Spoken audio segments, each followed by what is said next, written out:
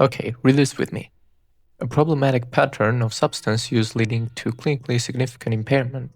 Tolerance develops, meaning you need more overtime to get the same effect. Withdrawal occurs when you stop. The substance is often taken to relieve or avoid withdrawal symptoms. That's the DSM-5, the official diagnostic manual used by every psychiatrist in the world. That's the clinical definition of substance dependence. And I just described your morning coffee. And I don't mean that as a metaphor, I mean that literally, clinically, by the book. Caffeine ticks every single box, and yet somehow we all just agreed to not talk about it for some reason. And every time I try to talk about it with people who do drink coffee, like most of my family, for example, on a daily basis, like 2 times a day at least, they don't even want to accept that they can't function properly without it. But whenever there's no coffee at home, the picture comes pretty clear to me. That's kind of the main reason that pushed me to make this video. Let's start with the science because I want to get this out of the way fast. Caffeine is a psychoactive stimulant. It works by blocking adenosine receptors in your brain. Adenosine is the chemical that makes you feel tired. So caffeine doesn't give you energy. It blocks the signal that tells you you're exhausted, and that's a very important difference. Your brain responds to this by producing more adenosine receptors over time to compensate, which means after a few weeks of daily coffee, you now have more tiredness receptors than you did before. You're not drinking coffee to feel good anymore, you are drinking it to feel normal, and that's textbook tolerance. Then the withdrawal. Please skip your morning coffee and tell me what happens by noon. Headache, brain fog, irritability, fatigue. Those aren't placebo symptoms, they're clinically measurable. Johns Hopkins ran studies on this. Roland Griffiths, one of the most respected psychopharmacologists alive, spent years documenting caffeine dependence and withdrawal. His research is literally what got caffeine withdrawal added to DSM-5 in 2013. 2013. That's 13 years ago at this point, and caffeine withdrawal is an official medical diagnosis. It's in the same manual as alcohol use and opioid use disorders, yet nobody talked about it. It just quietly got added and everyone kept ordering their flat whites. So, how did this happen? And that's a good question. How does a psychoactive drug with documented dependence and withdrawal just escape every conversation about drugs, right? The answer is timing and money, of course. By the time any serious drug regulation existed, we are talking the early 1900s, coffee was already woven into the economic and cultural fabric of basically every civilization on Earth. The coffee trade was worth billions. It was the backbone of entire colonial economies. You can't schedule something that powerful. The politics were impossible. Compare that to cocaine. Cocaine was also socially normalized in the 1800s. It was literally in Coca-Cola. It was sold in pharmacies, doctors prescribed it, and then as its harms became clearer and as the political will existed, it got criminalized. Caffeine never faced that reckoning, not because it's harmless, but because it was too embedded to touch. Michael Pollan, who wrote The Omnivore's Dilemma, wrote an entire book about this in 2021 called This Is Your Mind on Plants. One section is entirely about caffeine. His argument is that caffeine essentially won a cultural exemption from the entire drug conversation. We didn't decide it wasn't a drug based on pharmacology, we decided based on economics and habit. Science came second. Before we continue, I just wanted to say that I'd really appreciate if you subscribe to the channel and like and share the video, because if you've watched it this far, it hopefully has interested you, and it would really help the channel to grow.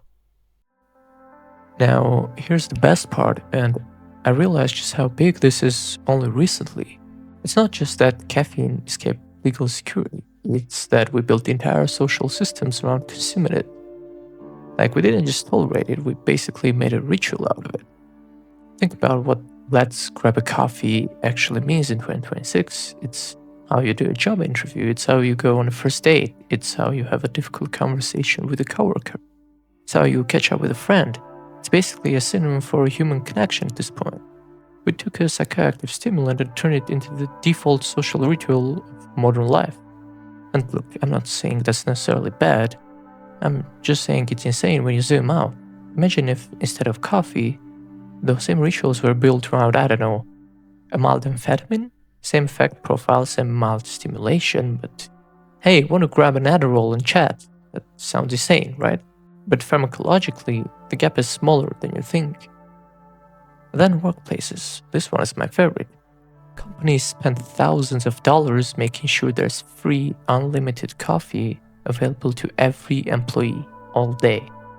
Nobody frames that as what it is, which is your employer is providing a psychoactive stimulant to keep you more alert and productive, and calling it a perk.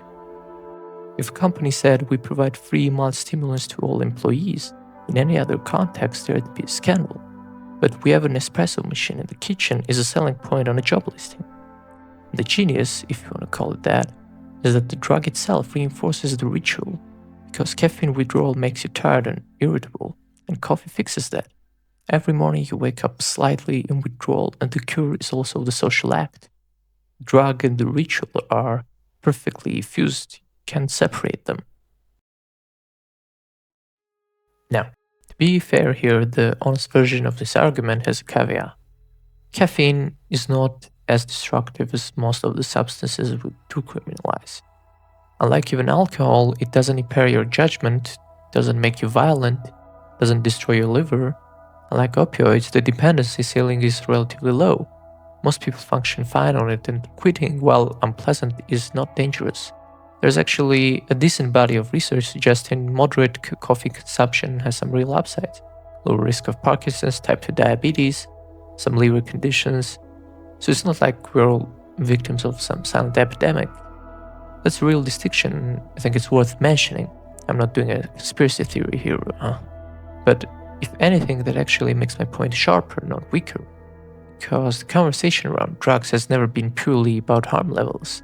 If it were, alcohol would be scheduled before cannabis in every country on earth. The harm profiles don't line up with the legal status necessarily, they never did.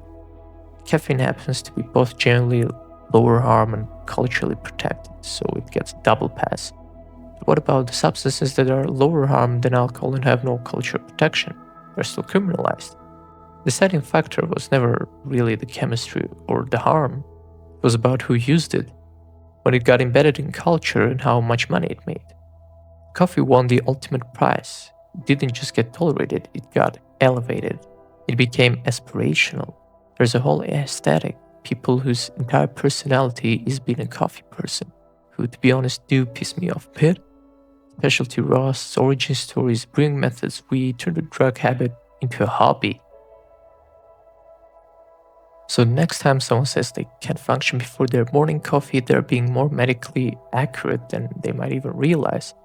Next time a workplace brags about free coffee, they're telling you they supply their workers with a psychoactive stimulant, and they're successfully framing it as a generosity.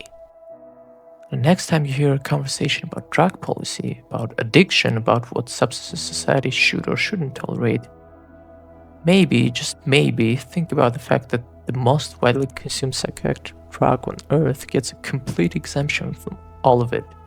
Not really because the science says it should, just because it got there first and made too much money.